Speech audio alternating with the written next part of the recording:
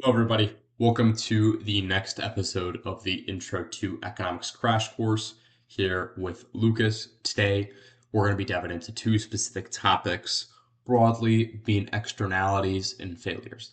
That said, let's dive right in. So, you might be asking to yourself, what are externalities? What are failures? Well, first, let's cover externalities.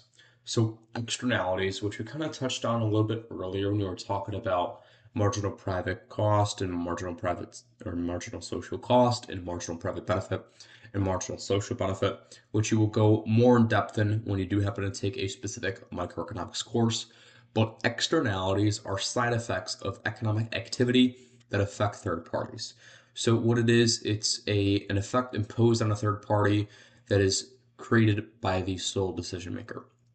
So some examples of negative externalities can be pollution, noise, secondhand smoke, and some examples of positive externalities can be education, vaccines, and public parks. Now, what are market failures, or what are failures in general? Well, when externalities exist, both positive and negative externalities, markets fail to produce the right amount of goods or services, as because of private marginal cost and private social cost, and vice versa. So, plain and simple, markets produced where marginal private benefit and marginal private cost intersect, while the true socially optimal equilibrium is where marginal social cost intersects marginal social benefit. So, government tools like taxes, subsidies, and regulations can help correct these market failures and allow the private benefit or cost to tend to produce closer, if not at, marginal social cost and marginal social benefit.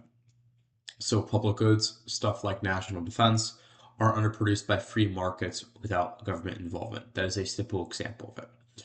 Well, that's it for externalities and failures.